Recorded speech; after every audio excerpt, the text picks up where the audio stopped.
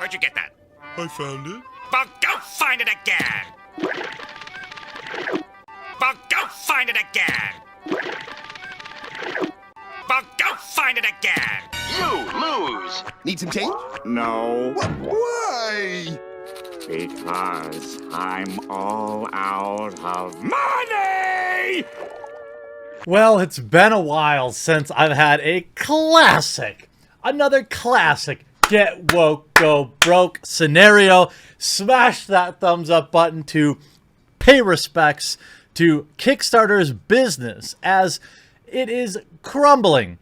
Business down over 35% year over year, massive layoffs coming, and so much more to enjoy. Now, if you don't know why I might personally dislike Kickstarter, it's because, well, they have a gatekeeper essentially, and they have an outreach program, and they have filters that they run various projects through whether or not they want to allow them on the platform. Now, I understand some of the policies.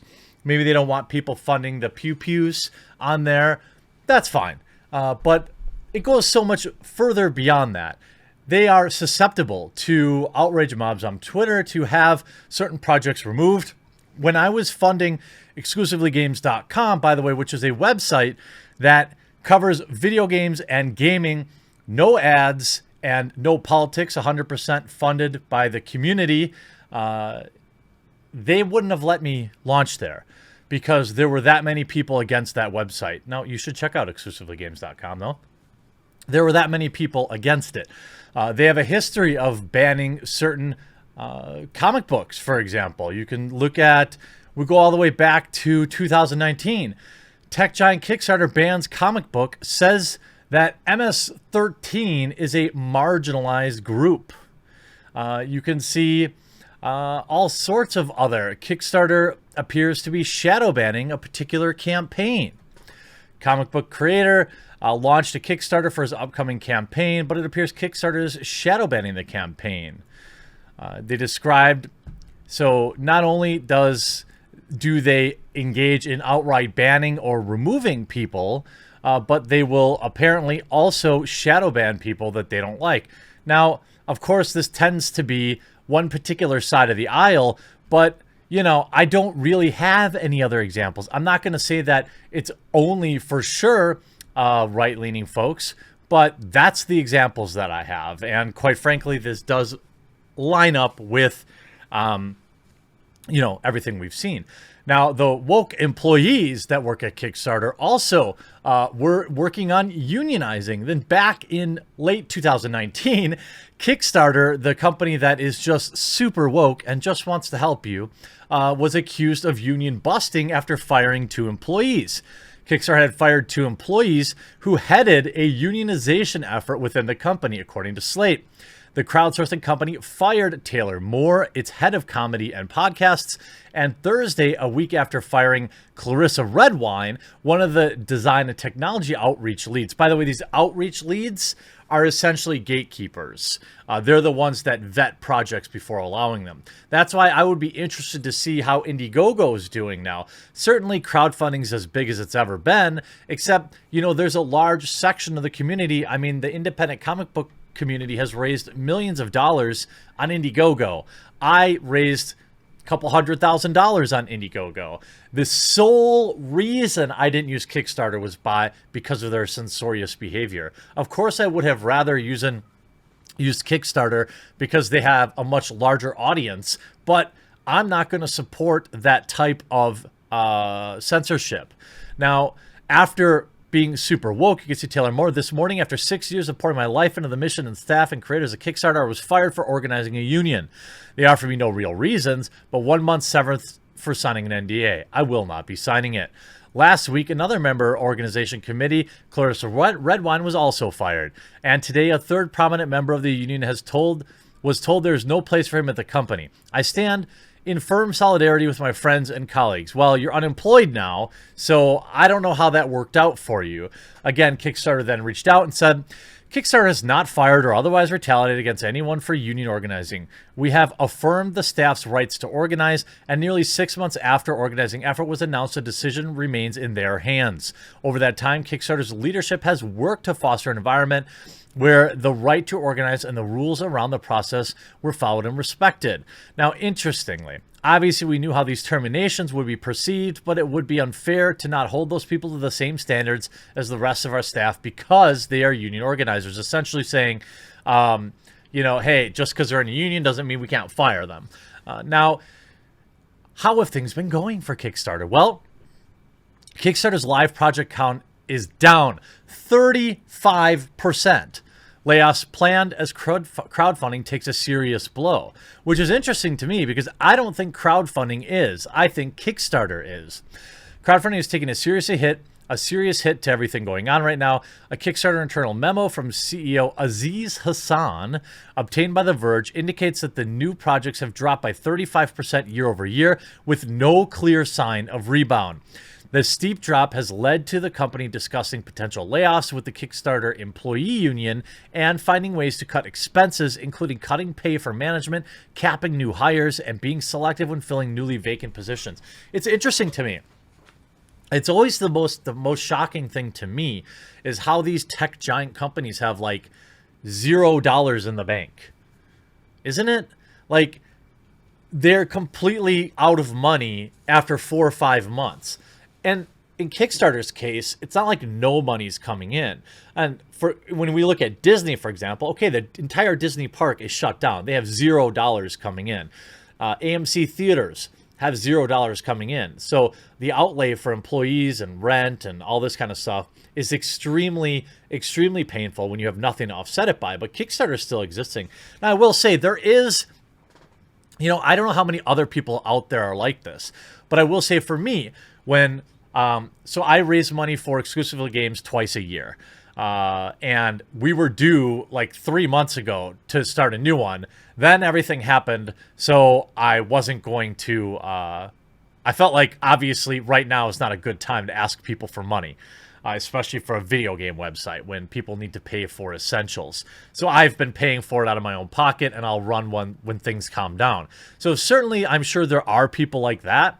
But there are also people like me who would never, ever, ever give Kickstarter any of our business because of the decisions that they've made against our peers. I've always had more issues with Kickstarter than Indiegogo. You look at this article on The Verge. Kickstarter plans layoffs after new projects on site plummet, I'll say. It does drop, but 35%, that's a spicy meatball. Kickstarter announced an internal memo, down 35%.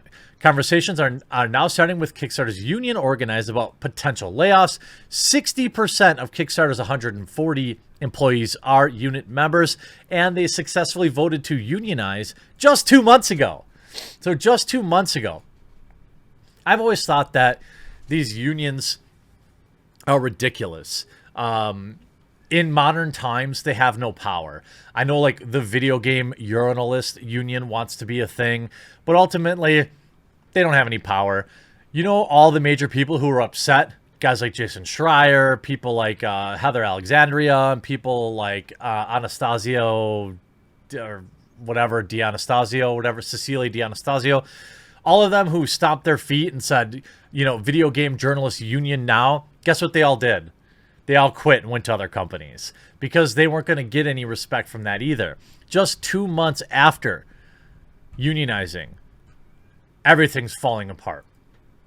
Hassan writes that the company brought in $1.27 million in after-tax profit last year. That's it? That can't possibly be the real profit number. That has to be like profit after putting $4 million in tax benefits for my CEO and kickbacks and stashing money here. And I used to have a boss that would do this too. We would make every new contract we signed with our biggest client, we got a one-time cash payout. It was like $400, okay? But then we also got $1.50 a month for every month that they had signed up. And that was called the residual. And every year when he would do our bonuses, he wouldn't include that residual, which which was infuriating for me because it was a direct result of the sales we made. And that residual amount, when you had 100,000 customers, was millions of dollars a year. But that was in a different account. So I'm sure it says something like that. And that money's already been reinvested back into the business. So they're broke. Kickstarter is broke.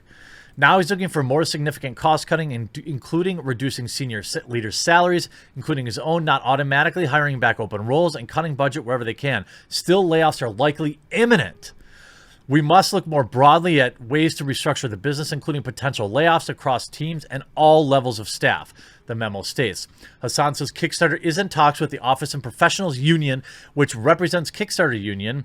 The OPEIU says it has begun discussions. It's not going to matter. It's not going to matter. Here's the actual memo.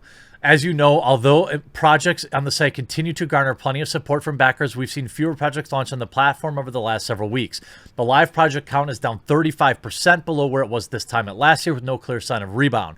As a result, our pledge volume and revenue are tracking sharply down as well. Setting up business for the future will require significant cost cutting. Kickstarter is a small business of 140 people with modest operating margins, and approximately $1.27 million in after-tax profit we earned last year has already been reinvested into the business. You know, like buying a Ferrari for the CEO that has a Kickstarter license plate on it. During the first 4 months of this year, with that in mind, we've undertaken a number of measures, including reducing compensation for a number of senior leaders at the company, including myself and the board of directors, instituting a hiring cap policy, not automatically fill positions. The truth is, these measures aren't enough for us to continue to serve creators during everything now and beyond. We must look more broadly at the way we can restructure the business.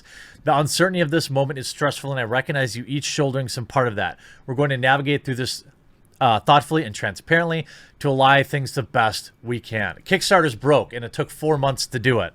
You know, this union isn't going to make it any easier for them to trim the fat, which they clearly need to do.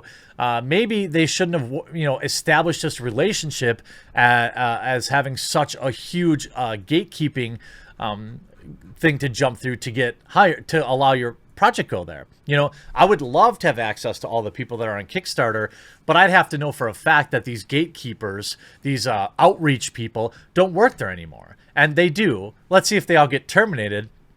And maybe the CEO will consider maybe, selling the hot dogs again instead of worrying about selling the right type of hot dogs and not offending other people with their other hot dogs and comic books that are mean and things that he doesn't agree with politically, because this is what you get. Get woke, go broke.